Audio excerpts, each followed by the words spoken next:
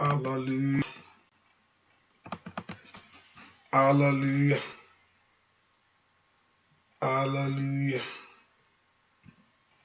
Hallelujah. Hallelujah. Let's lift our voice and just begin to thank the Lord. God bless you, people all over for your fellow. Look at glory God. Fún iṣẹ́ ìyanu àtàgbára rẹ̀.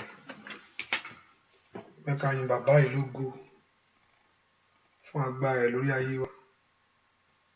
Fún ètùtù fún ọṣẹ́.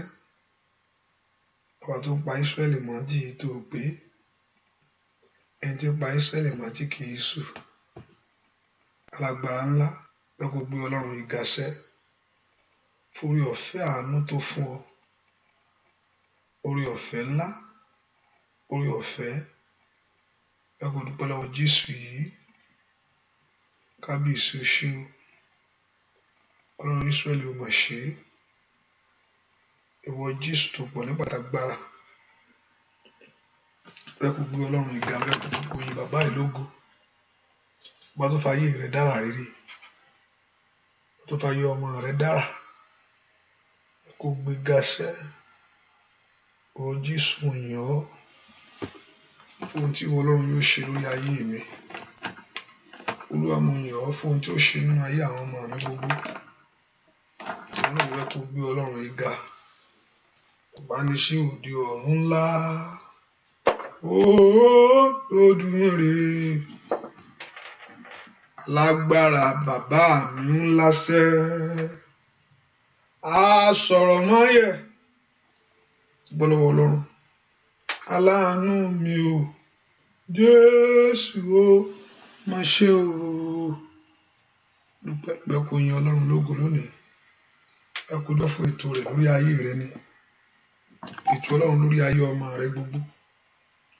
Ẹ kó dúpẹ́ ohun tó bá ayé ibi tó bá ayé rẹ dé. Ibi tó sì ń bá ayé rẹ lọ. Ọba tí ó fi àánú wá ọ rí. Ọba tó fi àánú gbọ̀ ọ́. Ọba tí ó ṣe àánú fún ọ tọmọtọmọ tó ṣe àánú fún ọ tilétilé. Òun náà mo fẹ́ kó gbé ga ni. Òun náà mo fẹ́ kó yìn lógo. Dúpẹ́ dúpẹ́ dúpẹ́ dúpẹ́ dúpẹ́ dúpẹ́ dúpẹ́ dúpẹ́ lọ́wọ́. Dúpẹ́ lọ́wọ́ rẹ̀ sẹ́. Ọba tó ṣàánú fún. Ọba tó ṣàánú fún ilé rẹ. Ọba tó ṣàánú fún ayé ọmọ rẹ.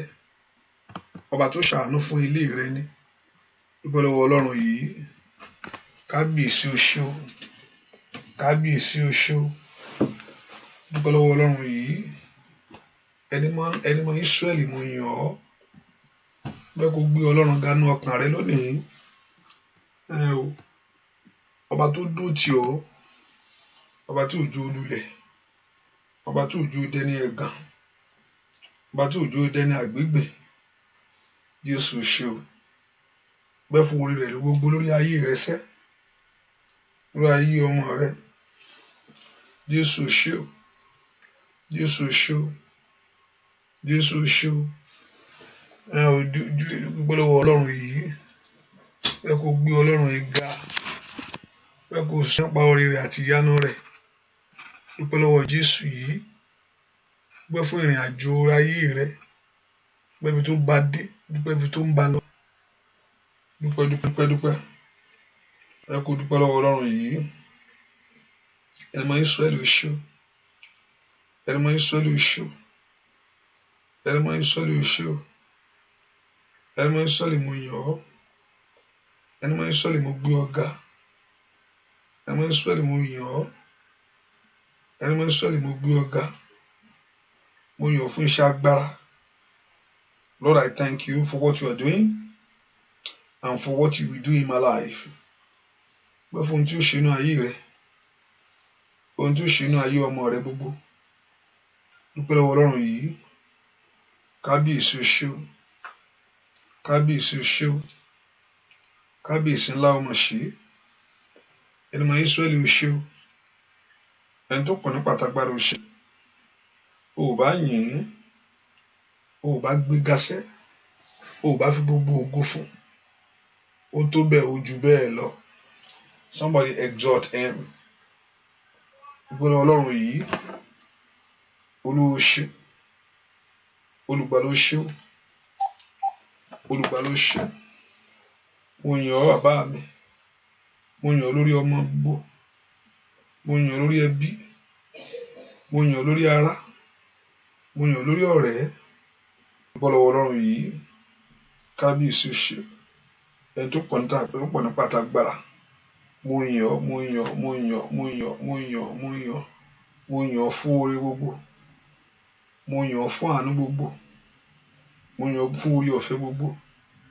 Bọ́lọ́wọ́ Ọlọ́run yìí, kábíyèsí ó ṣe o. Ẹni máa ń sọ̀lẹ̀ mo gbé ọ̀gá, ẹni máa ń sọ̀lẹ̀ mo yàn ọ́ fún oore rẹ gbogbo. Bọ́lọ́wọ́ Ọlọ́run yìí, ẹni máa ń sọ̀lẹ̀ mo yàn ọ́. Jésù ó ṣe o, Jésù ó ṣe o, olùgbàlà ó ṣe o. Bọ́lọ́wọ́ Ọlọ́run lórí ayé ọmọ rẹ, bọ́lọ́wọ́ Ọlọ́run nínú ẹbí rẹ, bọ́lọ́wọ́ Ọlọ́run nínú ilé rẹ. Dúpẹ́ dúpẹ́ dúpẹ́ dúpẹ́. Bẹ́ẹ̀ kò fẹ̀mí ìmoore hàn, bẹ́ẹ̀ kò fi ọkàn oore hàn níwájú rẹ̀. Níwájú Ọlọ́run yìí, kábíyèsí ó ṣe o. Bẹ́ẹ̀ fún ohun tí ó ṣe inú ayé rẹ, kábíyèsí ó ṣe o.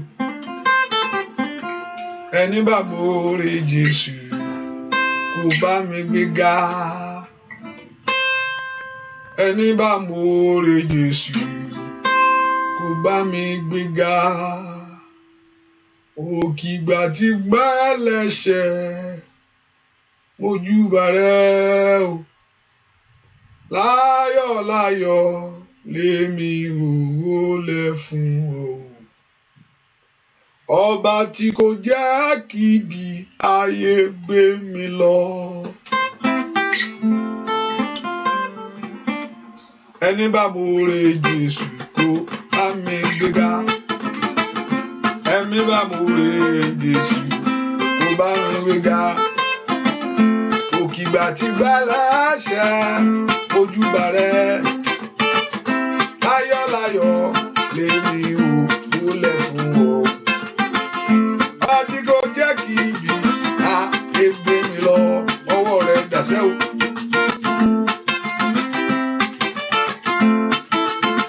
Ẹni bá moore Jésù kò bá mi gbéga.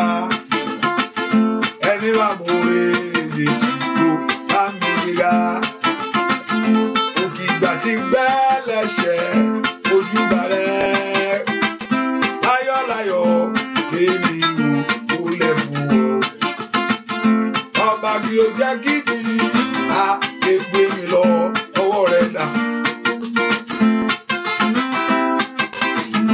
Ijó ọpẹ́ rẹ̀ dà níwájú Ọlọ́run. Ó yá yá o, ọpẹ́ fún sẹ́. Ó yá yá o, gbogbo ògo fún. Ẹni bá moore Jésù kò bá mi gbéga. Ẹni bá moore Jésù kò bá mi gbéga. Òkìgbà tí gbẹ́lẹ́ṣẹ̀ mojúbà rẹ. Láyọ̀ láyọ̀ lèmi wólẹ̀ fún ọ. Ọba tí kò jẹ́ kí ibi ayé gbé mi lọ. Óyá óyá ọba tí kò jẹ́ kí ibi ayé gbé. Óyá lórí ọmọ. Ọba tí kò jẹ́ kí ibi ayé gbé mi lọ. Lórí iṣẹ́. Ọba tí kò jẹ́ kí ibi ayé gbé mi lọ. Óyá óyá ọba tí kò jẹ́ kí ibi ayé gbé mi lọ. Dúpẹ́ lọ́wọ́ Ọlọ́run. Ọba tí kò jẹ́ kí ibi ayé gbé wa lọ. Óyá óyá ọba tí kò jẹ́ kí ibi ayé gbé mi lọ. Ó ṣé Olúwa, ó ṣé Olúwa. Ìfẹ́ rẹ̀ sí mi wò. Ó ṣé o Bàbá, ó ṣé Olúwa, ó ṣé Olúwa. Ìfẹ́ rẹ̀ sí mi wò. Ó ṣé o Bàbá, ìfẹ́ rẹ̀ sí mi wò. Ó ṣé o Bàbá, ìfẹ́ rẹ̀ sí mi wò. Ó ṣé o Bàbá, ìfẹ́ rẹ̀ sí ayé wa wò. Mo dúpẹ́ o Bàbá, ìfẹ́ rẹ̀ sí mi wò. Ó ṣé o Bàbá, ìfẹ́ rẹ̀ sí wa wò. A gbé ọ̀gá Bàbá mímọ́. Ó yá ó yá ó yá ó yá ó yá ó yá. Ìfẹ́ rẹ̀ sí wa wò.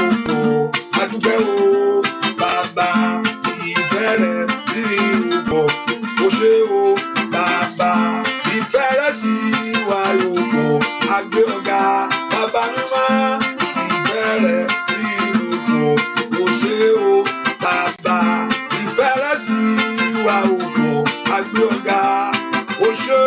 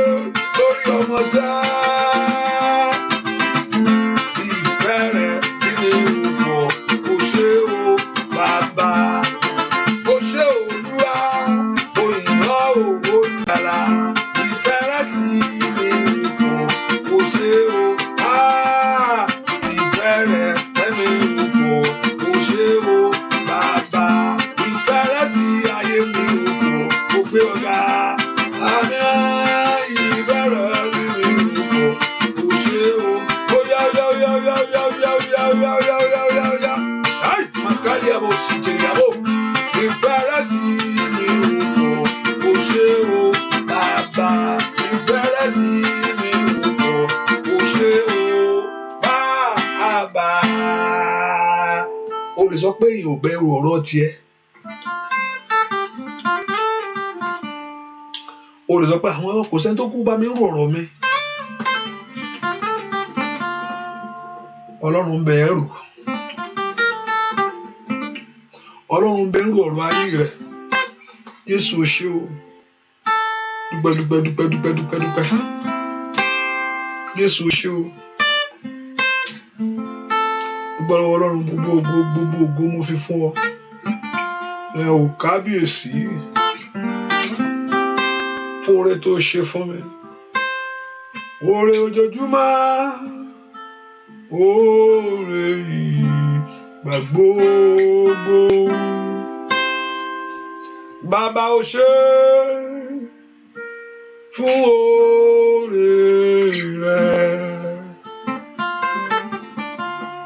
Jésù ò ṣé fún oore rẹ̀. Bàbá ò ṣé fún oore rẹ̀. Oore ojoojúmọ́, oore ìgbà gbogbo. Bàbá ò ṣé fún oore rẹ̀. Oore ojoojúmọ́, oore ìgbà gbogbo. Bàbá o ṣé fún oore rẹ̀. Dúpẹ́ lọ́wọ́ Ọlọ́run ọba tó ṣàánú fún ayé rẹ̀, ọba tí ò ní jú tì ọ́. I want you to lift your voice and appreciate God this hour and thank Him for His love towards you. Lẹ́kọ̀ọ́ dúpẹ́ lọ́wọ́ Ọlọ́run ọba tó ṣàánú fún ọ. Ọba tó ṣàánú fún ọ, Jésù aláàánú mi ò mà ṣe. Mo ní Jésù aláàánú mi ò mà ṣe. Ọba tó ń pa mí mọ́, tó ń dá mi sí o. Jésù aláàánú mi ò mà ṣe. Lift your voice and appreciate Him. What can we give to God to this hour? It's just to appreciate the goodness of Him over your life. Kí lè yàn fẹ́ fún Ọlọ́run tí ò fún ọ? Kí ló fẹ́ fún Ọlọ́run tẹ́ pé nǹkan ló ní? Ẹ̀mí rẹ ni òun ló ní. Kí ló wá fẹ́ fún? Tẹ́ pé nǹkan ló gbé lé ẹ lọ́wọ́. Ọpẹ́ rẹ nìkan ni kó fún. Pé kó wo rírì Ọlọ́run pé ó mọ̀ ṣe ó tóbi jù. Bẹ́ẹ̀ kó fi ọkàn ọpẹ́ hàn níwájú Ọlọ́run ní àṣálẹ́ yìí. I want you to thank Him with the heart of thanksgiving. Bẹ́ẹ̀ kó fi ọkàn ọpẹ́ fún Ọlọ́run torí pé àánú rẹ̀ dúró láláì. Ọlọ́run má jẹ̀mú lórí ayé rẹ̀, ọba tí ò dúdú tì ọ́. Ọba tí ò jẹ́ káyé lù ọ́ ń bàgẹ́. Dúpẹ́ lọ́wọ́ Ọlọ́run alààyè. Jésù o ṣé. Ọba tí ò jẹ́ kẹ́rù rẹ̀ dẹrù ènìyàn. Ó yá mo lo wàṣẹ́. Dúpẹ́ lọ́wọ́ Ọlọ́run. Ọlọ́run mo mọ oore rẹ nínú ayé mi o. Olúwa mo mọ rírì oore rẹ nínú ayé àwọn ọmọ mi gbogbo. Olúwa mo mọ rírì oore rẹ lórí iṣẹ́ mi. Nígbà tó fẹ́ kó mọ rí Ọlọ́run. Olúwa mo mọ oore rẹ lórí ayé mi. Somebody thank him. Sọ pé Olúwa mo mọ oore rẹ. Mo mọ oore tó ń ṣe o. Ọlọ́run mo mọ oore tó ń ṣe nínú ilé mi o. Ohun tó ń ṣe mo mọ̀ o. Mo mọ rírì oore ààbò rẹ lórí ayé mi. Ọba tó jẹ́ kó sọnù. Dúpẹ́ lọ́wọ́ Jésù. Ọba tó fún ẹ nínú ọ̀rọ̀ sọ láyé. Ọ̀tá fẹ́ kó burú bẹ́ẹ̀ Ọlọ́run ni ò gbà. Ọ̀tá fẹ́ kó dojú ilẹ̀ Ọlọ́run ni ò fún wọn ṣe. Ibi tó wà yẹn gan tó ń bẹ kó fẹ́ kúrò ń bẹ̀. Ibi tó wà tó ló fẹ́ kó ọ̀tá ò tiẹ̀ fẹ́ kó gbóòórùn bẹ̀. Dúpẹ́ lọ́wọ́ Ọlọ́run. Jésù ṣe o fún ìyanu mi, fún ohun tó ti pèsè fún mi tó gùn lé mi lọ́wọ́ lónìí. Gbọ́ àdúà lórúkọ Jésù Kristi. Olúwa wa fẹ́ kó porúkọ Jésù. Ọlọ́run mo dé ní àṣálẹ́ yìí. Ẹ fẹ́ àánú bẹ̀rù ayé mi wò. Gbogbo ẹ̀ṣẹ̀ gbogbo Olúwa dáríjì. Gbogbo àṣírí gbogbo Olúwa dáríjì. Fẹ́ kó porúkọ Jésù. Sọ fún Jésù lọ́wọ́. Gbogbo ẹ̀ṣẹ̀ gbogbo Olúwa dáríjì. Olúwa fàánú ńlá rẹ mi. Fẹ́ kó porúkọ Jésù. Olúwa fàánú ńlá rẹ bí ayé mi wò. Ask the Lord to have mercy upon your life. Porúkọ Jésù dáadáa. Olúwa ṣàánú fún mi. Olúwa ṣàánú fún mi. Olúwa ṣàánú fún mi. Olúwa jẹ́ n rí àánú gbà. Ask the Lord to have mercy upon you. Ẹ̀yin ogun ọ̀run ẹ ṣàánú fún ayé mi ni. Ẹ ṣàánú fún ìrìn àjò mi. Ẹ jẹ́ n rí àánú rẹ gbà. Porúkọ Jésù. Ask the Lord to have mercy upon your life. Olúwa ṣàánú fún ayé mi lónìí. Ní orúkọ Jésù. Kí ohun rere kó wọlé tọ̀ ayé mi wá. Olúwa ṣàánú fún mi lónìí. Ní orúkọ Jésù. Kí ohun rere kó tọ̀ mí wá sẹ́. Olúwa ṣàánú fún mi lónìí. Kó gbẹ̀tọ́ mi fún mi. Olúwa ṣàánú fún mi lónìí. Kó mú mi débi ayọ̀ mi sẹ́. Olúwa ṣàánú fún mi lónìí. Kí ilẹ̀kùn ńlá kó ṣí níwájú mi. Ọlọ́run àánú kó gbàdúrà. Kí Ọlọ́run kó ṣàánú ayé rẹ ni. Kí Ọlọ́run kó ṣàánú lórí ọmọ rẹ ni. Kí Ọlọ́run kó ṣàánú lórí iṣẹ́ rẹ ni. Orúkọ Jésù. Àánú rẹ mò ń fẹ́. Ní gbogbo ọ̀nà mo ti ń fẹ́. Àánú rẹ mò ń fẹ́. I need your mercy, O God. I need your mercy, O God. Àánú tí ń yí ìrìn àjò ayé ẹni padà. Àánú tí ń gbórí ẹni sókè. Ní orúkọ Jésù. Àánú rẹ mò ń fẹ́ bàbá. Olúwa ṣàánú fún mi. Olúwa ṣàánú fún mi. Orúkọ Jésù. Ó yá. Olúwa ṣàánú fún mi. Bẹ́ẹ̀ kò béèrè fún àánú ńlá. Olúwa ṣàánú fún mi. Kò ṣeé mú kò ṣeé pani. Ní orúkọ Jésù. Olúwa ṣàánú fún mi. O ò ṣeé gbàjà bàbá mi. Olúwa ṣàánú fún mi. Ó jù mí lọ. Olúwa ṣàánú fún mi. Orúkọ Jésù dáadáa. Mo ní Ọlọ́run ò ṣeé bàjà. Kò ṣeé bá lágídí. O ò ṣeé mi ìsìn ẹ̀ mọ́. Ọ̀pọ̀lọpọ̀ lẹ́ni tí ń dùn láti sìn. Ọ̀pọ̀lọpọ̀ ẹni tó fún láǹfààní láti ké pé ó yá porúkọ Jésù. Mi ì gbàdúrà mọ́. Mi ì lọ ṣọ́ọ̀ṣì mọ́. Tara rẹ ní porúkọ Jésù. Àánú kó béèrè. Kò ṣeé bàjà. Ó jù ọ lọ. Porúkọ Jésù dáadáa. Olúwa ṣàánú fún mi. Ní orúkọ Jésù. Jẹ́ n rí àánú lágbà. Ní orúkọ Jésù. Jẹ́ n rí àánú lágbà. Porúkọ Jésù. Ó jẹ́ n rí àánú lágbà. Ó yá. Porúkọ Jésù. Jẹ́ n rí àánú lágbà. Jẹ́ n rí àánú rẹ gbà. Béèrè fún àánú Ọlọ́run ní gbogbo ọ̀nà ni. Béèrè fún àánú Ọlọ́run lórí ọmọ rẹ. Béèrè fún àánú Ọlọ́run lórí aya rẹ. Béèrè fún àánú Ọlọ́run ní gbogbo ọ̀nà rẹ. Olúwa ṣàánú fún mi. Ayé mi jó ra àánú gbà. Ní orúkọ Jésù. Àánú Ọlọ́run wọ ayé mi wá. Àánú Ọlọ́run wọnú iṣẹ́ mi wá. Àánú Ọlọ́run wọnú ayé àwọn ọmọ mi wá. Ní orúkọ Jésù. Àánú Ọlọ́run máa bọ̀ wá. Ní orúkọ Jésù. Olúwa ṣàánú fún mi. Lákòókò yìí. Olúwa ṣàánú fún mi. Ask God to have mercy. Ní ìrìn àjò mi. Olúwa ṣàánú fún mi. Lórílẹ̀-èdè yìí. Olúwa ṣàánú fún mi. Ní orúkọ Jésù. Olúwa ṣàánú fún mi. Ní orúkọ Jésù. Olúwa ṣàánú fún mi. Olúwa ṣàánú fún mi. Olúwa ṣàánú fún mi. Gbọ́ àdúrà ní orúkọ Jésù Kristi. Olúwa wa Jésù lọ́wọ́ rẹ̀ ló wà o. Bàbá lọ́wọ́ rẹ̀ ló wà sá. Gbogbo agbára. Gbogbo agbára. Jésù lọ́wọ́ rẹ̀ ló wà.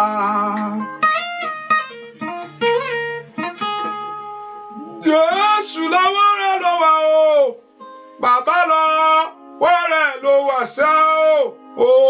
Gbogbo agbára. Gbogbo agbára. Jésù lọ́wọ́ rẹ̀ ló wà. Kí lágbára Jésù wà lè bá wí? Kò sí lọ́wọ́ oṣó o. Kò sí lọ́wọ́ àjẹ́ o. Ó yá gbogbo agbára. agbára Jésù lọ́wọ́ rẹ̀ ló wà. Jésù lọ́wọ́ rẹ̀ ló wà. Bàbá lọ́wọ́ rẹ̀ ló wà sá o. Gbogbo agbára Jésù lọ́wọ́ rẹ̀ ló wà lórí ayé mi o. Lo agbára rẹ̀ ní gbogbo ọ̀sẹ̀. Kò sí lọ́wọ́ oṣó. Kò sí lọ́wọ́ aláwọ̀ pàṣẹ. Kò sí lọ́wọ́ àjẹ́. Kò sí lọ́wọ́ ohunkóhun. Gbogbo ipákípá. Jésù lọ́wọ́ rẹ̀ ló wà o. Bàbá lọ́wọ́ rẹ̀ ló wà ṣá o. Gbogbo agbára. Jésù lọ́wọ́ rẹ̀ ló wà. Jésù lọ́wọ́ rẹ̀ ló wà o. Bàbá lọ́wọ́ rẹ̀ ló wà ṣá o. Gbogbo agbára. Jésù lọ́wọ́ rẹ̀ ló wà. Jésù lọ́wọ́ rẹ̀ ló wà o. Bàbá lọ́wọ́ rẹ̀ ló wà ṣá o. Gbogbo agbára o. Jésù lọ́wọ́ rẹ̀ ló wà. Jésù lọ́wọ́ rẹ̀ ló wà o. Bàbá lọ́wọ́ rẹ̀ ló wà o. Gbogbo agbára. Lọ́yà lọ́wọ́ rẹ̀ ló wà. Jésù lọ́wọ́ rẹ̀ ló wà o. Ẹ̀mí mímọ́ lọ́wọ́ rẹ̀ ló wà o. Gbogbo agbára o. Jésù lọ́wọ́ rẹ̀ ló wà. Kò sí lọ́wọ́ oṣó. Kò sí lọ́wọ́ àjẹ́. Kò sí lọ́wọ́ aláwọ̀ pa. Óyá o. Bàbá gbogbo agbára. Gbogbo agbára o. Jésù lọ́wọ́ rẹ̀.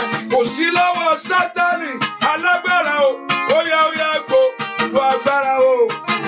Gbogbo agbára. Jésù lọ́wọ́ rẹ̀ ló wà.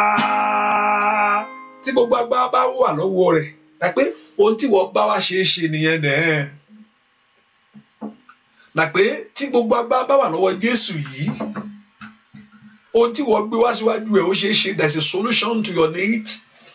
There's a solution to your situation. Torí gbogbo agbára ti wà lọ́wọ́ ẹ̀. Agbára ń bẹ lọ́wọ́ Ọlọ́run yìí. Báwo ló ṣe máa mọ̀? Nígbà tó bá di mímọ̀ fún ayé rẹ ni. Ẹ porúkọ Jésù bí tẹ́ wà. Jésù lo agbára rẹ lórí mi lónìí. Jésù lo agbára rẹ lórí mi lónìí. Gbogbo ipákípá tó ń fi igba gágba pẹ̀lú ayé mi. Gbogbo ètekéte tí ń bá ayé mi dúró rere. Gbogbo agbára tí kò ní kò tọ́ sí mi. Gbogbo ipá tó ní kò yẹ mí. Pé kí n dìde láyé. Gbogbo agbára tó ń pe tèmi níyà. Gbogbo agbára tí ń pe tèmi lẹ́gàn. Ẹ porúkọ Jésù. Every power that is battling with your life. Every power that is saying no to your progress. Agbára tí ò fẹ́ kí n ní oore láyé. Jésù Olúwa tẹrí rẹ̀ rí. Ní orúkọ Jésù. Agbára náà kó dasán. Ní orúkọ Jésù. Ìmọ̀ náà kó dòfo. Orúkọ Jésù dáadáa. Olúwa tẹ agbára náà rí. Gbogbo ipá tí ń bá ayé mi jà. Wùrúbàkú ṣe tẹlẹbùkàbà. Gbogbo ipá tí ń gbógun ti ayé mi. Gbogbo ohunkóhun. Èyí ń dìde mọ́ mi. Oya. Rababo santo prende kete. Mayagabo shikelebukaba. Maroboko soto lekelebo. Mayakataliboko paro sitelebo. Mayaketelebo kapayaba. Porúkọ Jésù. Ipá náà kó dasán. Ipá náà kó dasán. Gbogbo ipá òkùnkùn. Gbogbo ète òkùnkùn. Gbogbo àbọ̀ òkùnkùn. Gbogbo ọwọ́kọ́wọ́. Lórí ìrìn àjò mi. Ẹbí ibùhán. Gbogbo agbára tí ò fẹ́ kó gbérí. Gbogbo agbára tí ò fẹ́ kó débẹ̀. Gbogbo agbára mọ́ ṣe rere. Gbogbo agbára bínú ayé ẹni. Afáyé ẹni sẹ́yìn. Ajáyé ẹni lónìí. Adáyé ẹni nù. Ní orúkọ Jésù. Gbogbo pátí ò fẹ́ gbà. Gbogbo pátí fọwọ́sowọ́pọ̀. Ní orúkọ Jésù. Gbogbo ìmọ̀kímọ̀. Ní orúkọ Jésù. Àbá òkùnkùn. Ìṣekíṣe. Ní orúkọ Jésù. Lórí ayé mi lónìí. Olúwa sọ́dásẹ́. Lórí ayé àwọn èèyàn yìí lónìí. Dúà. Lórúkọ Jésù Kristi. Olúwa wá. Ẹ pọ orúkọ Jésù. Jẹ́ kí alágbára lórí ọ̀rọ̀ mi ṣubú lónìí. Orúkọ Jésù dáadáa. Olúwa jẹ́ kí alágbára lórí ọ̀rọ̀ mi lulẹ̀. Let the strong man of my life kó lulẹ̀ ó lọ síbi ó bẹ́ẹ̀ débẹ̀ ó gba bí ó tún gba ọ̀tún ó ní àwọn tó ń bẹ lọ. Olúwa jọ̀ọ́ jẹ́ kí alágbára lórí ọ̀rọ̀ mi sọ agbára nù lónìí. Jẹ́ kí alágbára lórí ọ̀rọ̀ mi tí ò fẹ́ kí n tẹ̀síwájú. Jẹ́ kí àwọn alágbára ẹ̀pọ̀n fọwọ́sowọ́pọ̀ ní ogun tó burú jù nù, ogun tó bá tán join hand together. Àníṣe ẹjọ́ agbára tó ń wò tó, ṣùgbọ́n ẹ wá join mi kẹ́ ẹ má jẹ́ kó ṣe rere ẹjọ́ o. Ọ̀pọ̀lọpọ̀ àtúmọ̀ abẹ̀bẹ̀ pé ẹjẹ́ bá ń bá tiẹ̀ jẹ́. Bẹ́ẹ̀ ni àníṣe ẹjọ́ ẹlòmíì tí ó ń bẹ̀bẹ̀ kó wórí ọmọ ọlọ́mọ dànù. Àní ẹjọ́ wọ́n fìyà jẹ mí ni o, wọ́n tọ́jú mi dáadáa ní kékeré ni o, ọmọ ẹ̀ kankan ò gbúdọ̀ ṣe rere o. Bẹ́ẹ̀ ni mò ń sọ fún ọ pé ọmọ ẹ̀ kankan kò gbúdọ̀ ṣe rere o, ọmọ ẹ̀ kò tọ́jú mi kékeré ni o, ṣùgbọ́n ọmọ ẹ̀ kankan kò gbúdọ̀ mú nǹkan kan jáde o. Ní orúkọ Jésù, ẹni tó bẹ̀yàn lọ́wọ́ ẹ̀ nítorí ayé ẹ̀ tó ní sẹ́ ọmọ rẹ̀ ò ní ṣe rere, pé ọmọ ẹ̀ kankan ẹ má jọ kọ́ ọmọ ẹ̀ kan orí kankan mú o, kò tọ́jú mi kékeré ni o, ṣùgbọ́n àwọn ọmọ ẹ̀ ní kẹjọ bá fìyà jẹ. Raba ó ṣe kálówà kó tali pronda kaba ní pronda kó pàrọ̀ sí kàtàkàtà yàbò lè kéra kúntakúnta kàtà lè tó robo ṣíntẹ̀lẹ̀ bó kó pẹ́rìà bẹ́ẹ̀ kó porúkọ Jésù. Jẹ́ kí alágbára èèyàn kó sọ agbára nù. I want you to lift your voice and tell the Lord, let the strong man in your life be destroyed now. Porúkọ Jésù, as the Lord, alágbára tí ò fẹ́ gbà, èèyàn kà tó fẹ́ sapá, tí ò fẹ́ kí pààrẹ̀ jọ, tó fẹ́ nàgà títí, tí ò fẹ́ borí mú, alágbára tí ń bẹ ń di ọ̀rọ̀ ayé mi, alágbára tí ń bẹ ń di ọ̀rọ̀ ayé àwọn ọmọ mi, alágbára tí ń bẹ ń di ìrìn àjò mi, ẹ tó fẹ̀fẹ̀fẹ̀fẹ̀, rúpa kútakàtà, rìpàtó kòtòkòtò, èyí tó di ọ̀nà máa yé mi, tó ní kò jẹ́ ìríbi gbà, bó alágbára tí ò fẹ́ kí ìríbi gbà, porúkọ Jésù dára, ẹni tí ò fẹ́ kí ire kó yànda fún ọ, ẹni tó ń da rere nù, ẹni tó ń jí orere gbé, ẹni tó ń ba orere jẹ́ lórí ayé rẹ lónìí, ní orúkọ Jésù, Olúwa jẹ́ olùlẹ̀, Olúwa sọ agbára náà dasán, ẹ bá gbogbo èmọ̀ òkùnkùn jẹ́, ẹ bá èmọ̀ ọ̀tá jẹ́, ní orúkọ Jésù, ó yá sọ́dọ̀fọ̀, ó yá sọ́dọ̀fọ̀, ó yá sọ́dọ̀fọ̀, alágbára tí ń jí orere gbé mọ́ lọ́wọ́, alágbára tí ń fojú àlàyé sí ọ, ní orúkọ Jésù, ètí ń baṣẹ́ orere jẹ́ mọ́ lára, ó yá dúà lórúkọ Jésù Kristi.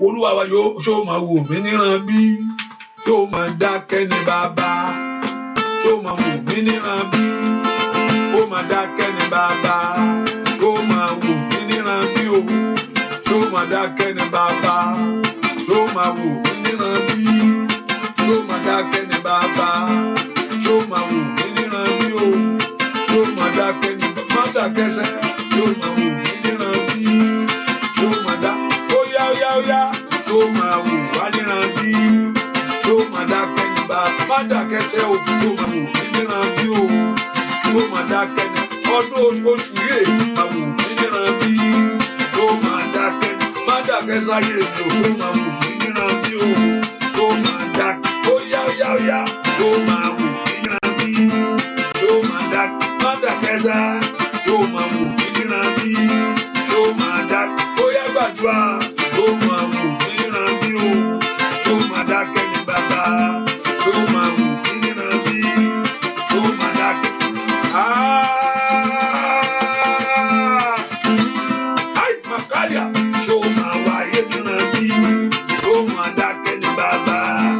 Ogun ayé lè kíkà, ọ̀tá ń rúra rẹ̀ sókè o, wọ́n ló kú mi ó gbé gbà o, ìdè Olúwa ràn mí lọ́wọ́ o, ẹjọ́ mi ò kí n lè jàre, Olúwa wá kó mi yọ, ẹjọ́ mi ò kí n lè jàre, Olúwa bá mi rò ó, ẹjọ́ mi ò kí n lè jàre, Olúwa wá kó mi yọ, tó máa wù mí níran bí, tó máa dákẹ́ ní bàbá, tó máa wù mí níran bí, tó máa dákẹ́ ní bàbá.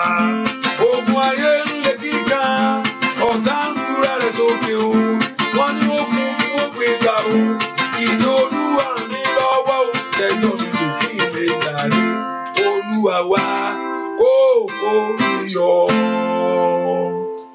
Hallelujah.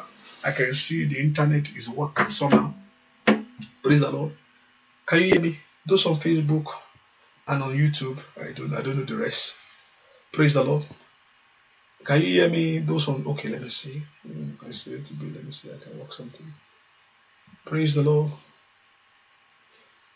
Oh,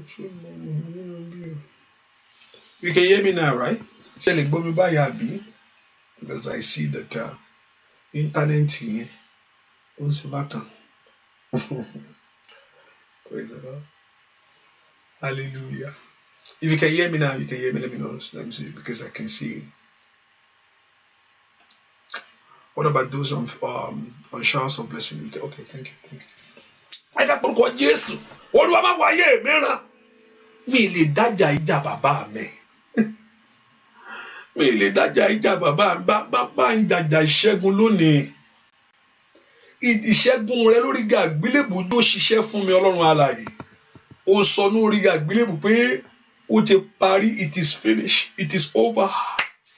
Olúwa bá mi jàjà ìṣẹ́gun lónìí, Olúwa jẹ́ kí n jàjà ìṣẹ́gun lónìí, mú mi borí ogun ayé mi, mú mi borí ogun tí ń dí mi lọ́wọ́.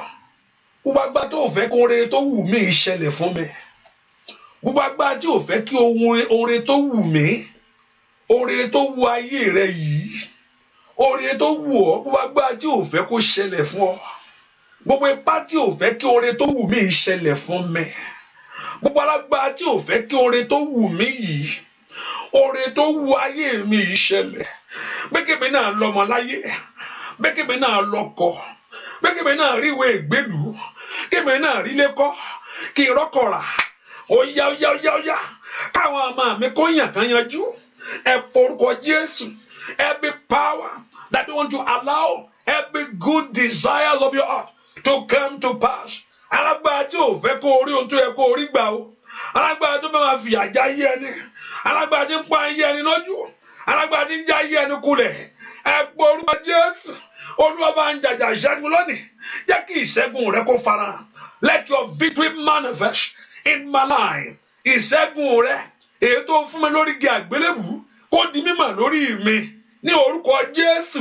Ìṣẹ́gun rẹ lórí igi àgbélébù yóò di mímọ̀ nú ayé àwọn ọmọ mi gbogbo. Can you lift your voice and pray? Ẹ pé orúkọ Jésù. Ìṣẹ́gun rẹ mọ̀kálíà sòdìàbùnkà púrọ̀dẹ̀kàjà. Porúkọ Jésù. Ìṣẹ́gun rẹ kó di mímọ̀ nú ayé àwọn ọmọ mi. Ẹ pé orúkọ Jésù. Ohun tó jìyà fún nítorí mi, ohun tó jìyà fún nítorí ayé àwọn ọmọ mi, ohun tó jìyà fún nítorí ìrìn àjò mi, kó di mímọ̀, kó di mímọ̀, kó di mímọ̀, kó di mímọ̀, kó di mímọ̀. That's the Lord, what God has suffered for, what He has paid the price for, that He manifests in my life. Kó ṣẹlẹ̀ nú ayé mi, tó ṣẹlẹ̀ nú ayé àwọn ọmọ mi. Orúkọ Jésù, ó yá. Orúkọ Jésù, yóò di mímọ̀, yóò di mímọ̀, yóò di mímọ̀, yóò di mímọ̀. Gbọ́ àdúrà lórúkọ Jésù Kristi Olúwa wa. Ẹ pé orúkọ Jésù. Olúwa bá ń dójútì ẹni tó ní kò ní ṣeé ṣe. Ask the Lord to put them to shame. Ọ̀tá Sátánì alákọ̀ọ́kọ́ tí ò fẹ́ kó ṣeé ṣe. Ẹni tó wá yàn tí ayé ẹ tó yàn Sátánì. Satan is the number one enemy of our life. But also he assign people. Ó assign tó ti volunteer fún. Pé ẹ dúró ti ẹjọ́ ìwọ ni oníṣẹ́ arábìnrin yẹn o. Dúró ti bọ́ yẹn gan ẹjọ́. Dúró ti bọ́ yẹn má jẹ́ kí bọ́ yẹn rí kankan ẹjọ́. A kó àwọn èèyàn jọ pé ìṣubú ẹnìkan wá ẹjọ́. Iṣẹ́ yín nìyẹn. Ẹ má jẹ́ ká gbé family yẹn ẹjọ́. Satan is the number one enemy of our life. Olú máa ń bẹ àwọn èèyàn lọ́wọ́ ẹ̀ láti fún wọn lágbára gba kínní náà kẹjọ má bá mi ṣiṣẹ́ fún. Bá mi ṣiṣẹ́ fún. Continue your work please. Ẹjọ́ ẹ má jẹ́ kí ó rí nǹkan kan o. Ẹ pé orúkọ Jésù. Olúwa dójú sí alágbára tí bẹ́nu ayé mi o. Alágbára tó ní kò sí ọ̀nà. Alágbára tó ní pé lójú òun kọ́ ló ṣe máa ṣẹlẹ̀ láyé. Alágbára tó ní pé lójú òun kọ́ ló ṣe máa ṣẹlẹ̀ láyé pé kọ́kàn mi balẹ̀. Alágbára tó ní pé lójú òun kọ́ lèmi á fi rí oríire mú láyé. Ẹ pé orúkọ Jésù. Olúwa dójú tí alágbára ayé mi. Put them to shame. Ohun tó ń dí àṣeyọrí mi lọ́wọ́. Ní orúkọ Jésù. Ohun tó ń dí àṣeyọrí mi lọ́wọ́. Jọ̀ọ́ wọlẹ̀. Orúkọ Jésù. Jọ̀ọ́ wọlẹ̀. Jọ̀ọ́ wọlẹ̀. Lórúkọ Jésù. ohun tó ń dí ògo mi lọ́wọ́ ẹ porúkọ Jésù Olúwa jẹ́ ó wọlé Olúwa jẹ́ ó wọlé Olúwa jẹ́ ó wọlé. Father, destroy such power. Ẹ jẹ́ kí ogun ìṣẹ́ o, ogun àrọ́mọbíjó ṣẹ́, ogun àìlọ́kọ kó ṣẹ́, ogun àríwé gbèrú kó jẹ́, ogun àìníṣẹ́ kó ṣẹ́, ogun àìlóoremú kó ṣẹ́, ogun àìsàn yìí ṣẹ́. Ẹ porúkọ Jésù, ogun àìsàn yìí, èyí tó mú ọ gbà kan sí kan, èyí tó mú ọ ya ojúlé ká, ogun àìníṣẹ́ yìí, èyí tí ò jẹ́ kọ́kàn rẹ balẹ̀, ní orúkọ Jésù, ogun má ṣe rere yìí, ní orúkọ Jésù, ogun má láyọ̀ yìí, ogun má lóhun rere yìí, ogun má ríbi gbà, ní orúkọ Jésù, Olúwa jọ̀ọ́ ṣẹ́, Olúwa jọ̀ọ́ ṣẹ́, sọ fún Jésù, Olúwa jọ̀ọ́ ṣẹ́, ogun má rí ṣẹ́, Olúwa jọ̀ọ́ ṣẹ́, ogun má ní ìfọ̀kànbalẹ̀. Ọmọláńlá kò gbàdúrà, ó bá pé Jésù dáadáa ń bolo wàṣẹ, ó yá, màkàlì èbò kó parabata, lè sọ́ńtò prendekete, ní orúkọ Jésù, ogun má ròdù ràn lọ, ní orúkọ Jésù, ogun má àbáyọ, ìwọ mẹ́ni tó ń ṣe ọ́. You know what is going in your life. You know what is happening to you. Ní orúkọ Jésù, ẹ jẹ́ kó gun ìṣẹ́ o. Ẹ jẹ́ kó gun ìṣẹ́ o. Ẹ jẹ́ kó gun ìwọlẹ̀. Ní orúkọ Jésù, ẹ jẹ́ kó gun ìṣẹ́ nínú ayé mi. Ẹ jẹ́ kó gun ìṣẹ́ nínú ayé àwọn ọmọ mi. Daddy, put this battle to an end. Ẹ jẹ́ kó gun ìṣẹ́ lórí iṣẹ́ mi. Ogun má ra àánú gbà. Ogun má rò lóore. Ní orúkọ Jésù, ká má ṣe fún wọ. Ìwọ ló ń ṣe fún gbogbo èèyàn. Kò sẹ́ni tó wò kó wá ṣe fún ẹ lọ́jọ́ kan rí. Ní orúkọ Jésù, ogun má rò lóore. Ní orúkọ Jésù, ogun má rà láàánú. Ní orúkọ Jésù, ẹ jẹ́ kó gun ìṣẹ́. Ní orúkọ Jésù, ẹ jẹ́ kó gun ìṣẹ́ nínú ayé mi. Ẹ jẹ́ kó gun ìṣẹ́ nínú ayé àwọn ọmọ mi. Ẹ jẹ́ kó gun ìṣẹ́ nínú iṣẹ́ mi. Ẹ jẹ́ kó gun ìṣẹ́ ní ọ̀nà mi gbogbo. Ẹ jẹ́ kó gun ìṣẹ́ ní orúkọ Jésù. Ọmọláńlá ni kò gbàdúrà. Ẹ jẹ́ kó gun ìṣẹ́ ní orúkọ Jésù nínú ayé mi. Ẹ jẹ́ kó gun ìṣẹ́. Àwọn ọmọ Ọlọ́run lanu kó pe Jésù. Olúwa ṣẹ́ ogun, ṣẹ́ ogun, ṣẹ́ ogun. Olúwa ṣẹ́. Ask the Lord to destroy that battle. Olúwa ṣẹ́ ogun yìí. Olúwa ṣẹ́ ogun yìí. Ogun tó ní kí lè máa wù mí, kó má tẹ̀ mí lọ́wọ́. Ogun tó kí lè máa wù mí, kó má ṣẹlẹ̀. Ogun tó ní kó máa wù ẹnìkan ni. I just like it. I just want it to be. But kò fẹ́ kó ṣẹlẹ̀. Ní orúkọ Jésù, ogun ajírégbé wọ̀, ogun abarejẹ́ mọ́ mi lára. Ó yá, ogun tí ò fẹ́ kí n gbérí, ogun tí ò fẹ́ kí n fọhùn. Ó yá gbàdúrà, ogun ìjọ ṣẹ́, gbọ́dọ̀ ṣẹ́ ogun yìí, gbàdúrà lórúkọ Jésù Kristi. Olúwa wa, má jẹ́ n jìyà, má jẹ́ mòṣì, má jẹ́ mẹ̀tẹ́ láyé. Má jẹ́ n jìyà, má jẹ́ mòṣì, má jẹ́ má jẹ́ n jìyà, má jẹ́ mòṣì, má jẹ́ mẹ̀tẹ́ láyé. Ó yá, má jẹ́ n jìyà, má jẹ́ mòṣì, má jẹ́ bàbá, má jẹ́ n jìyà, má jẹ́ mòṣì, má jẹ́ mẹ̀tẹ́ láyé. Ó yá, ó má jẹ́ n jìyà, má jẹ́ mòṣì, ó yá lórúkọ Jésù. Òní má jẹ́ n jìyà, má jẹ́ mòṣì, má jẹ́ mẹ̀tẹ́ láyé. Ó yá, má jẹ́ n jìyà, má jẹ́ mòṣì, má jẹ́ jìyà, má jẹ́ mòṣì, má jẹ́ mẹ̀tẹ́ láyé. Bàbá, má jẹ́ n jìyà, má jẹ́ mòṣì, má jẹ́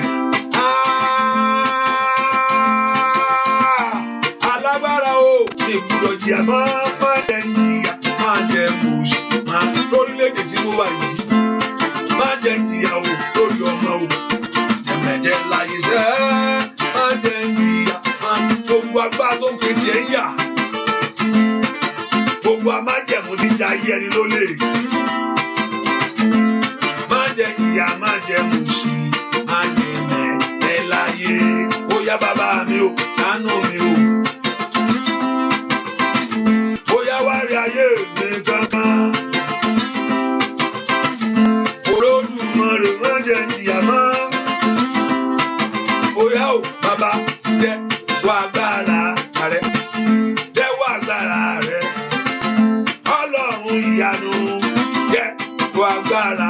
Ó yá o jẹ́ wá agbára rẹ, jẹ́ wá agbára rẹ. Ọlọ́run ìyanu, má jẹ́ wá agbára o. Ó ní jẹ́ wá agbára rẹ o, jẹ́ wá agbára rẹ. Ọlọ́run ìyanu, má jẹ́ wá agbára.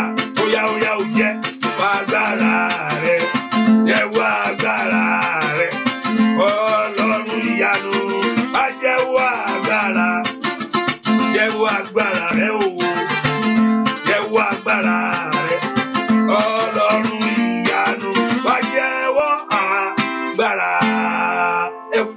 Jésù Olúwa dìde nínú agbára rẹ̀ Olúwa dìde ògbé ọmọ níjà gbèmí níjà kí n borí ogun yìí ògbé ọmọ níjà ẹni tí ń gbé ẹni ní ayé ẹni níjà Lord arise to fight for me jẹ́ kí n borí ogun yìí ogun tí ò fẹ́ kí n ṣe rírìn àjò tí mo wà yìí o ogun tí ò fẹ́ kí orin rí rọrùn ẹ pe orúkọ Jésù Olúwa jẹ́wọ́ agbára rẹ lónìí agbára rẹ kó dìde Olúwa jẹ́wọ́ agbára manifest your power Father manifest your glory ẹ jẹ́wọ́ agbára yín o ẹ̀yin ogun ọ̀run o ogun ayé mi ò jù ọ́ lọ ogun ayé mi ò jù ọ́ lọ àìrọ́mọbí mi ò jù ọ́ lọ àìrọ́kọ mi ò jù ọ́ lọ àìríṣẹ́ mi ò jù ọ́ lọ àìrọ́nà àbáyọ mi ò jù ọ́ lọ ní orúkọ Jésù sọ fún Ọlọ́run o tó ń dààmú mi ò jù ọ́ lọ àìsàn yóò jù ọ́ lọ ní orúkọ Jésù díkàdóbà kótaba rúṣekelebo this is not bigger than you eléyìí ò jù ọ́ lọ ohun tó ṣẹlẹ̀ ní ayé mi kò jù ọ́ lọ Olúwa jẹ́wọ́ agbára ńlá Olúwa jẹ́wọ́ agbára ńlá manifest your power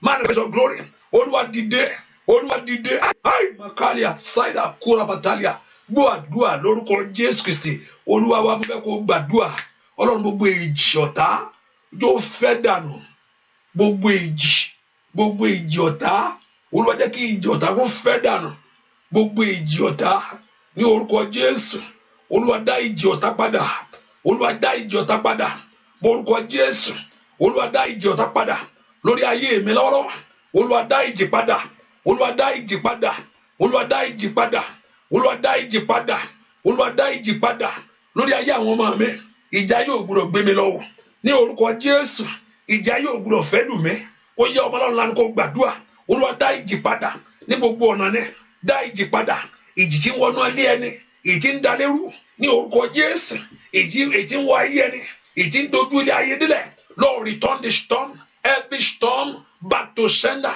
every storm back to sender gbogbo ìjì Olúwa dá ìjì padà lórí ayé mi lónìí dá ìjì padà ìjì tí ń wọnú ayé ẹni ìjì ń gbé ayé ẹni ṣẹlẹ̀ ní orúkọ Jésù ìjì ń daṣẹ́ ẹni rú ní orúkọ Jésù ìjì ajínigbé abarijẹ́ o asọ̀rẹ́dòfo ní orúkọ Jésù Olúwa dá ìjì padà bàbá mi o dá padà dá ìjì ọ̀tá padà gbọ́ àdúà lórúkọ Jésù Kristi Olúwa wa Olúwa kó dá ìjì padà ṣebí ọ̀rọ̀ Ọlọ́run sọ fún wa pé he that dwelleth in the secret place of the Most High shall abide under the shadow of the Almighty ẹni tí ń gbé abẹ́ òjìji Olódùmarè rí kálábàbò kaparo saita liprondoko pẹ́ńkátà lipreketekedebo abẹ́ òjìji rẹ̀ kó gbà ọ́ lónìí ó yẹ kó rí ààbò mbẹ̀ kó rí ìyanu mbẹ̀ ní orúkọ Jésù gbọ́ àdúà lórúkọ Jésù Kristi Olúwa wa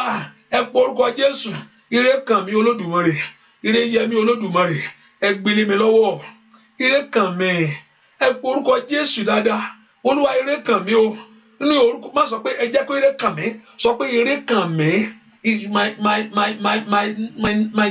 own my time I'm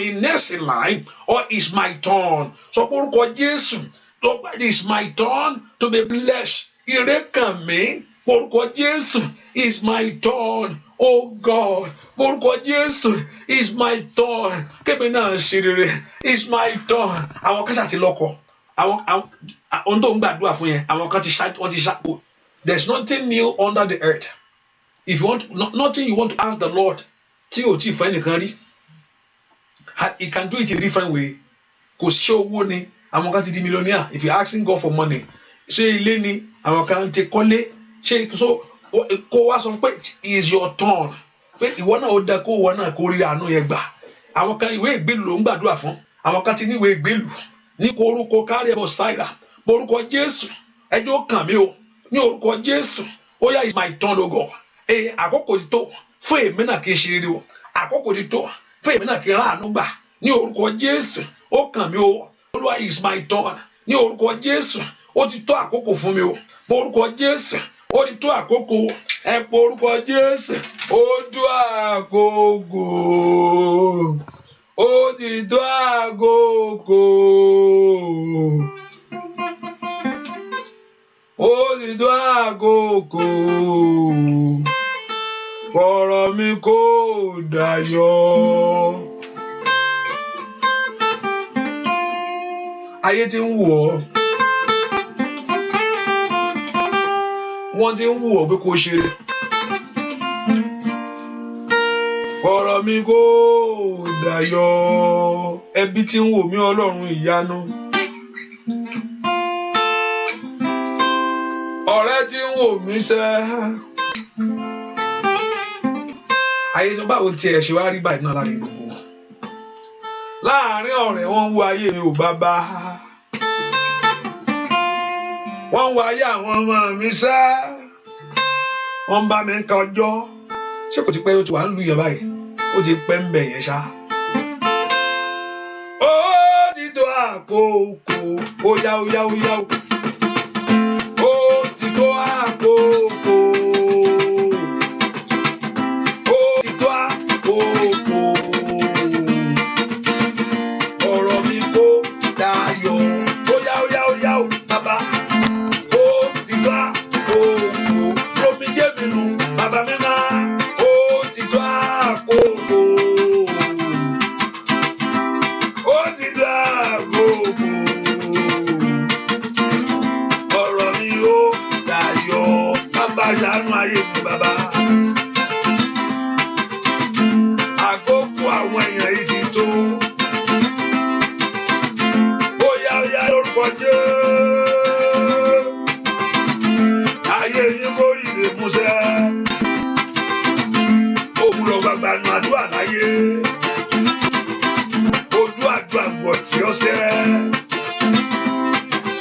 Ó dẹ kó bọ́ọ̀sì fún ọ̀sẹ̀. Ai màkàlì àgàdàdà rọ́bà gàdà làpúrẹ́dẹ̀ kété èsè tètè ríà. Ẹnìkan gbọ́ olùsọ́kò òun òkúnlé rẹ ni. Olúwa yóò fi ọ̀dà sí ilé rẹ sẹ́. Ẹwà yóò jáde níbẹ̀. Ó ti tó àkókò. Bàbá mi o, ó ti tó àkókò. Ó ti pẹ́ tó. Ó ti tó àkókò. Ọ̀rọ̀ mi kò dayọ̀. Ó yá yá bàbá mi o, bàbá. Ó ti tó àkókò. Lórí ọmọ mi o, ó ti tó àkókò. Lẹ́nu iṣẹ́. Ó ti tó àkókò. Bàbá, ọ̀rọ̀ mi kò dayọ̀. Ó yá ṣàánú mi lórílẹ̀-èdè. Ó yá ṣàánú wa lẹ́nu yẹ́yẹ́. Ó yá ṣàánú ayé àwọn èèyàn tí mo rí o. Ojú ìgbàgbọ́ ògbò tí ayé rẹ. Ojú ìgbàgbọ́ ògbò tí ayé mi o. Bàbá mi dìde nú agbára ńlá. Sọ pé ìwọ ni Ọlọ́run lórí ohun gbogbo. Ó yá bẹ̀rẹ̀ ìyanu ńlá nínú ayé àwọn èèyàn yìí sá. Ọwọ́ wọn kò tẹ̀rí láyé o.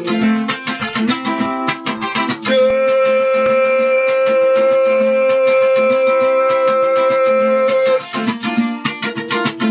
Ó yá náwó agbára kíákíá o. Ọ̀nà àbáyọ ayé àwọn èèyàn yìí kó láṣẹ. Olódùmarè romi dé gbogbo nù. Olódùmarè romi dé gbogbo nù sẹ́. Ayé màkàtà. Ohun táyé sọ pé kò lè ṣẹlẹ̀ mọ́, ṣé ó ṣẹlẹ̀? Ibi tó ń sọ pé wọn ò lè dé sí mú wọn jù bẹ́ẹ̀ lọ. Ó ti dá àkókò. Bàbá mi o, ó ti dá àkókò. Ó ti dá àkókò. Ọ̀rọ̀ mi kò dayọ̀. Ó yá ó yá ó yá ó yá yá ó ti dá àkókò. Àdúrà ló ń gbàṣẹ́ o. Ó ti dá àkókò. Alágbára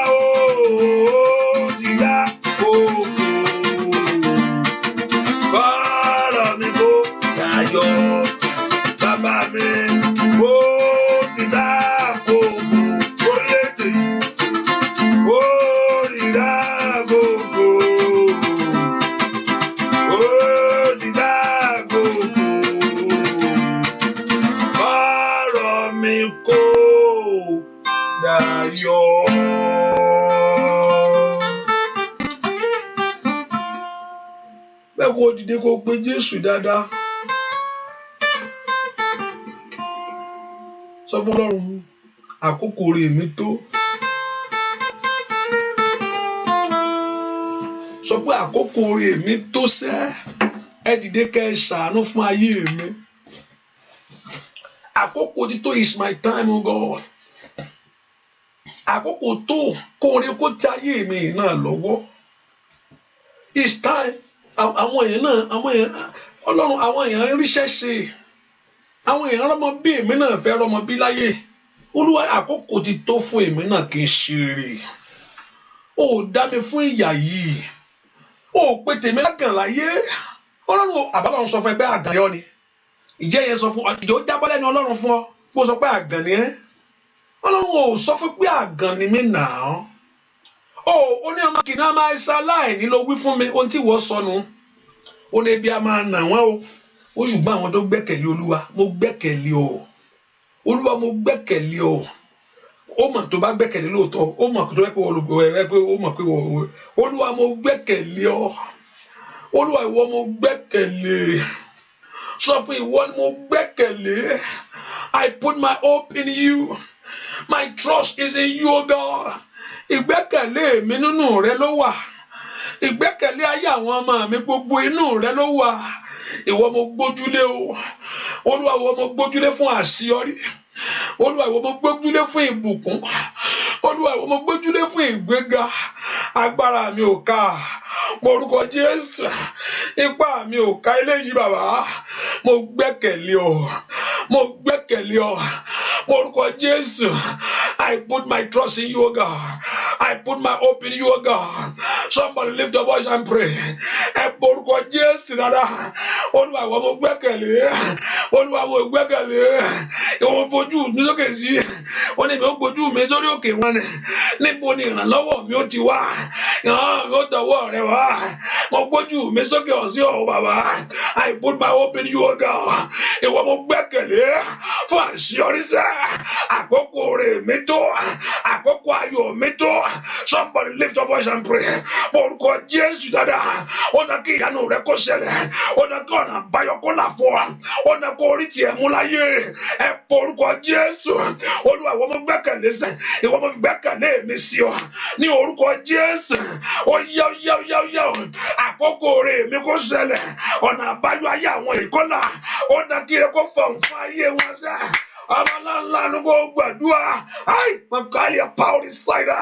Borúkọ Jésù. Ọ̀nà kí ayé oore kó fọ̀hún fún mi. Ọ̀nà kó jẹ́ kí n ránà gbégbá. Ọ̀nà kí jẹ́ kí n rí bá ti ṣe. Gbàdúrà. Borúkọ Jésù Kristi. Olúwa wa. Jẹ́ ohun tó ń di ayé mi lọ́wọ́. Ohun tó ń fìyà oríire jẹ mí. Ọlọ́run kan ló fìyà jẹ pé kó má lọ́kọ o. Ọlọ́run kan torí pé Ọlọ́run ló pé kí n má lọ. Ọlọ́run sọ bẹ́ẹ̀ o. Ọlọ́run fẹ́ kí n bímọ. Ṣó wù ọ́ láti bí? Ọlọ́run ìwé ìgbélú yìí mi tiẹ̀ mọ̀ bóyá ó ní kí n máa lọlé. Kò ní kó lọlé, ó ní kó jókòó ni. Alágbára kan ni ò fẹ́ fàyè gbà ọ́. Hallelujah. Alágbára kan ni ò fẹ́ gbà. Ọlọ́run ò ń fìyà jẹyàn o. Aláàánú lọ́lọ́run o. Lágbára tí ò fẹ́ kiri ẹ tiẹ̀ lọ́wọ́. A fi àjà ayé ẹni tí ń bẹnu ayé ẹni. Apá ayé ẹni lójú tí ò fẹ́ kí òun rí ayé ẹni mú rere mú. Gbogbo agbára tí ò fẹ́ kí òun rere kó jọ fún ọ. Gbogbo agbára alágbára tó ní kó máa wá láwàtì. Gbogbo agbára tó ní kó mọ̀ rí mú. Níwájú Olúwa lónìí. Lórúkọ Jésù kágbára náà kó ṣègbé. Àmín. Alágbára tí ò fẹ́ kó kàn ọ́. Èèyàn kan tí ò fẹ́ kó rí músẹ́. Èèyàn kan tí ò fẹ́ kó bẹ̀. Èèyàn kan tí ò fẹ́ kó rí ṣe. Èèyàn kan tí ò fẹ́ kó ráàánú gbà. Èèyàn kan tí ò fẹ́ kó rí ìrànlọ́wọ́. Èèyàn kan tí ò fẹ́ kó ráàánú. Èèyàn kan ìfi ẹ̀yẹ rèé. Ìfi ẹ̀yẹ ni máa ń tó competition. Ìfi ẹ̀yẹ. Hallelujah. Kò ṣe Super Bowl mò ń wò. Pé pásítọ̀ wọn gbá Super Bowl lẹ́nu. Super Bowl. Hallelujah. Pásítọ̀ yẹn. Super Bowl wà lórí ẹ̀ tó fi sọ̀rọ̀ yẹn wọ́n máa gbá bọ́ọ̀lù láìpẹ́ yìí. Praise the Lord. Kò ṣe Super Bowl. Ìfi ẹ̀yẹ rèé. Wàá láṣeyọrí yẹn o.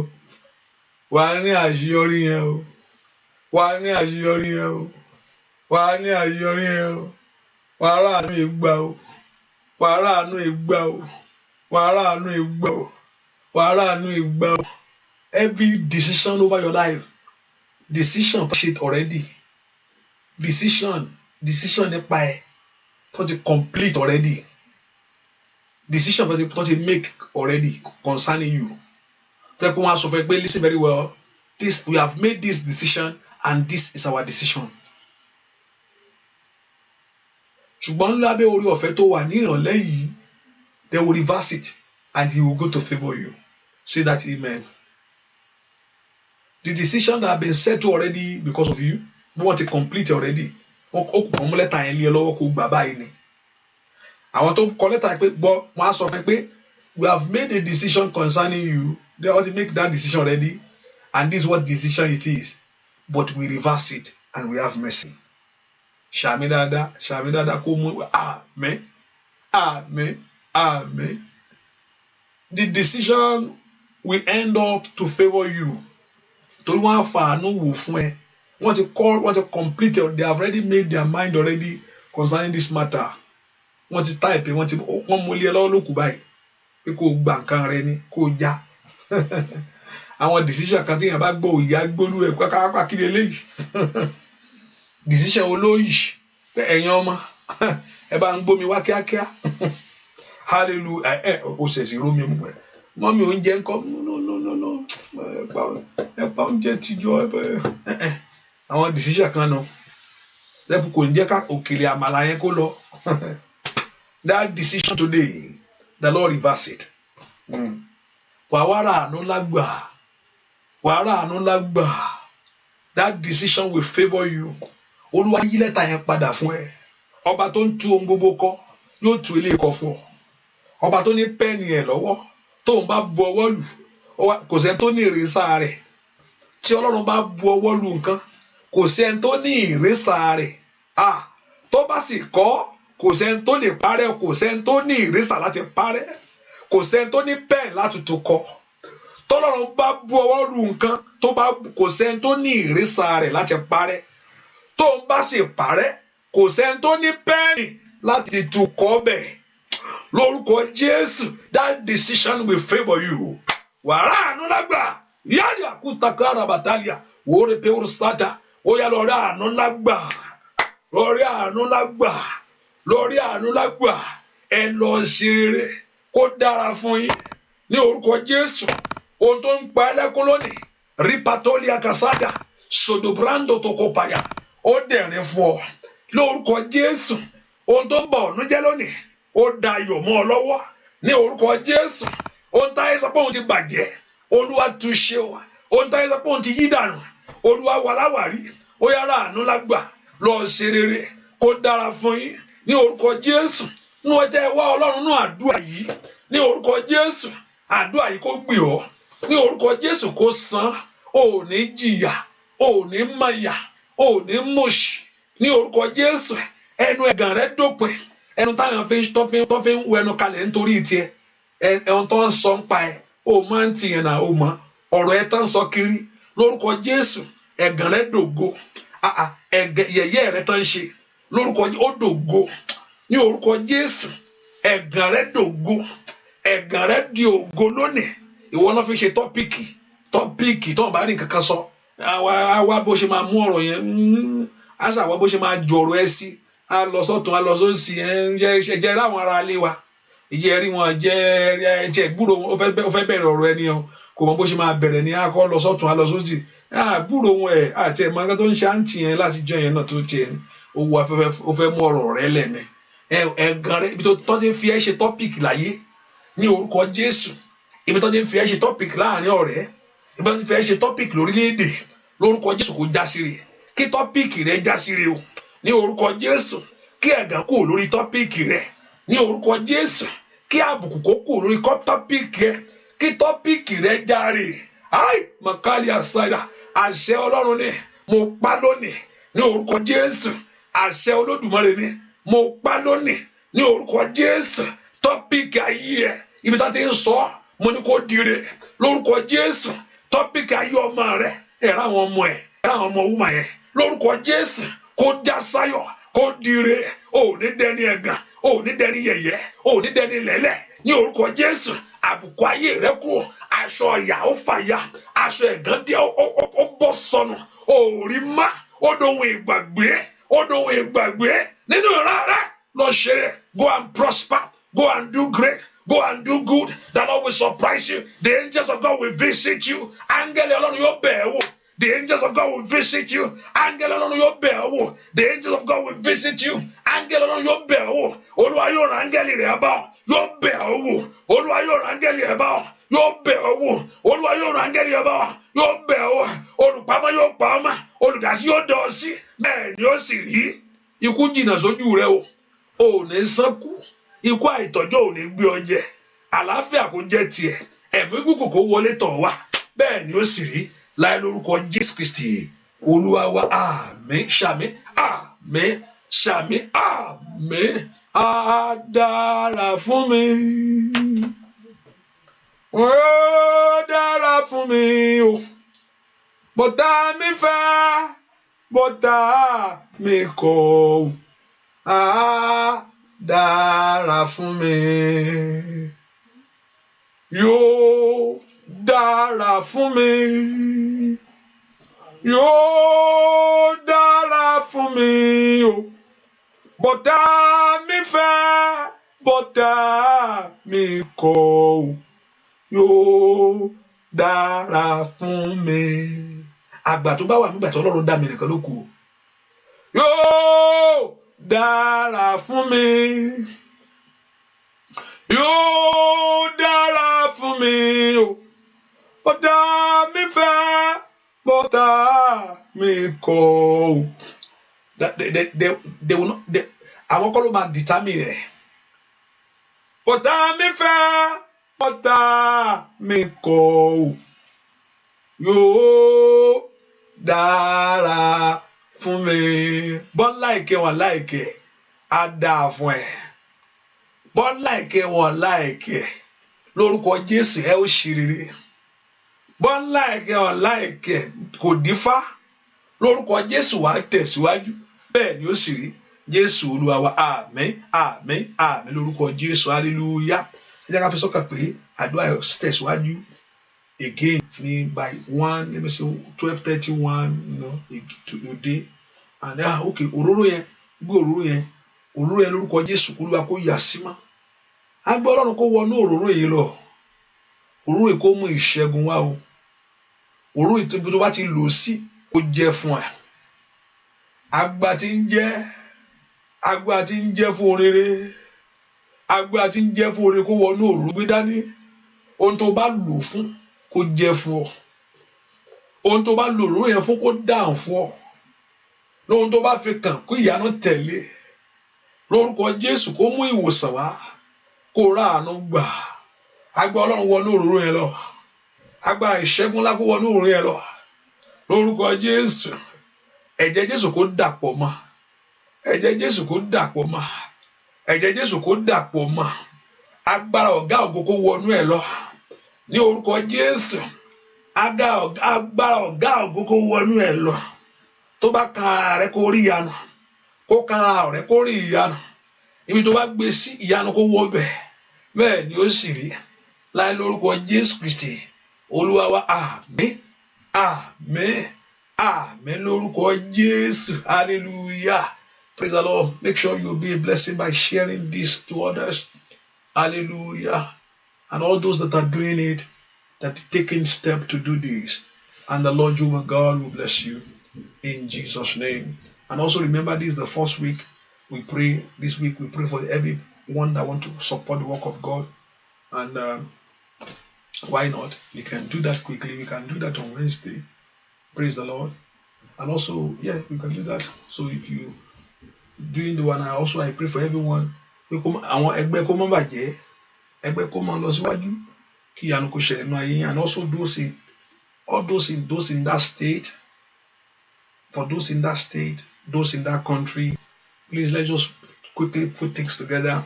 So I myself, I look into my schedule this year. and see how things gonna work out. I told us that not I'm coming next week. I'm coming. No, it's not only my.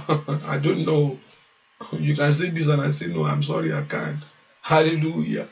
Praise the Lord. So that's why let's put it. Those in Canada, those in Nigeria. If you're in Nigeria, those in Nigeria, praise the Lord. See, did I mention that? Yes, sure. Those in London, if I put London there, those in France, anywhere all over, hallelujah, anywhere all over, those in Chicago, if you're in Chicago area, and those, somebody mentioned New Jersey or something like that. If you keep it, just let know to put this together and see. So, I ask, just to know things, how things work. So please, I want us to have a group. Text me your number 240593. So I create group for you for that moment, for that thing. Let's see how things work. We talk. Akuko buying. Okay, and let's see. Am I worried? Praise the Lord. So let's do this. Let us be a part of good things. Don't run away from good things. Many of us will run away from good things. Is it good? Is it good? Is it good? Is it good to do this? See, if you say no, I will say okay, so I will understand. Is it good to do this? Please answer me quickly. Is it good to do this? Yes or no? Yes or no? Yes or no? Pastor, is it good to do this? Don't worry, even though you say no, it's okay. That's opinion. Is it good to do this? To go all over to preach the gospel, to come and be a blessing to you. I want to support.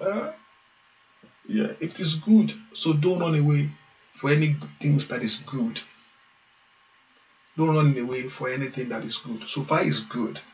Even though you don't have the strength, show interest and let God see that you have heart of good things. Even though you don't know how to do it, show the heart to God that you have heart for good things. I believe it is good because that's the word of God. Go in the word and preach the gospel. Go into the word and preach the gospel. Oh, menti,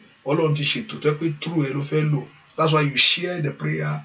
God is waiting. Many of you, sometimes you share it. Just do the work of God. Hallelujah. God bless you. Happy Sunday. I hope you enjoy your Sunday. I'll see you tonight again by 1 to 1. And also, if I will try to open the line so I can agree with you in your prayer, and I will try to do that tomorrow. Remember, tomorrow, Lola, Amani, Ola, and it will be good. So, Facebook and YouTube. But like the phone line also is going to be working, and also we do our best for the radio line and the showers of blessing to be working. But remember, I told you, like when the man of God preached that because he will be on live, I will try to just to mind. I've been trying to let things work for this. God bless you. Lórúkọ Jésù, ẹ lọ ṣeré o, kó dára fún yín o. Ohun tó Olúwa ṣe kó di mímọ̀. Jésù Olúwa wa, àmín. Hallelujah dada, hallelujah. Hallelujah dada, hallelujah. Hallelujah dada, hallelujah. Arábìnrin tí mo wúrúkọ yìí, ó rà àánú gbà o. Hallelujah dada. Thank you my father. Bẹ́ẹ̀ni, ó rà àánú gbà látòun lọ. Orúkọ rẹ̀ bẹ̀rẹ̀ ké o. Mo wúrúkọ yín, mo rórúkọ yín ni. Hallelujah. Mi rí inú ẹ̀mí mi lójúkorojú. Praise the Lord. God bless you. See you tonight. God bless. Bye-bye.